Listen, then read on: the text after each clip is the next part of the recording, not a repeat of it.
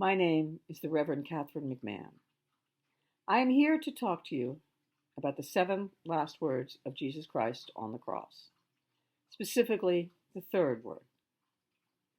Jesus said to his mother, "Woman, behold your son." And he said to the disciple, "Here is your mother."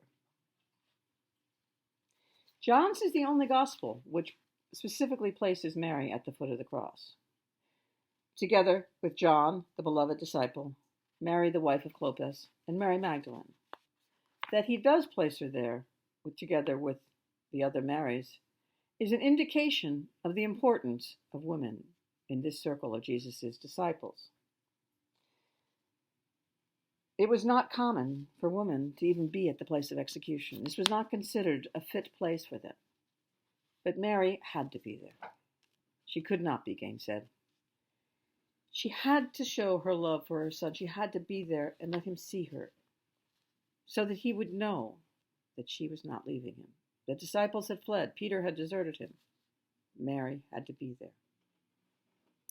She had to somehow stand with him through his agony and try to share the pain. He had gone beyond her. He had outgrown her for quite a while. But she was still there for him, to be with him till the end.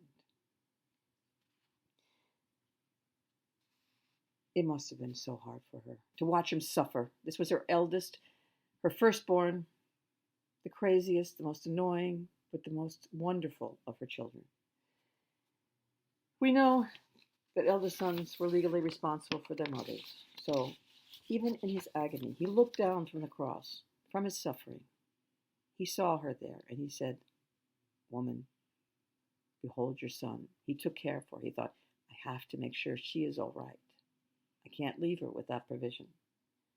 So he said those words and gave Mary and John to each other to care for each other and be there for each other.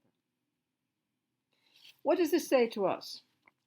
Jesus was dying on the cross in terrible agony, but was able to think of the needs of others. This is Jesus. He embodies love. He always had, and he always would. Even on the cross, his first thought was to ask for forgiveness from those who had just executed him. His second was to reassure his neighbor on the other cross, to say, "Yes, you believed in me, so you will be there with me in heaven." And his third was to take care of his mother, make sure she would not be left alone. Very important in a society without safety nets. So what does this say to us? We have a global pandemic, and no one knows what will happen next. People are sick and dying all over the world. We are living in isolation. Much of our world is closed.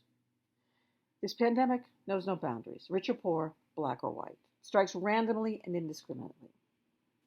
I think Jesus' words are an indication of his love for all of us, in this case for his mother especially. And that is a message to us to care for each other. In this time of fear and uncertainty, we need more than ever to look out for each other. We need more than ever to love one another. More than ever before, we are needed. We cannot hold back. We need to follow the path of Jesus. He told us, "Little children, love one another." He said, "Love your neighbor as yourselves." This is the time to show that love, to show Jesus' love to the world, as he told us to do. And more than that, as he showed us in his last agony on the cross, thinking of others to the end. How better can we follow his path than to love one another?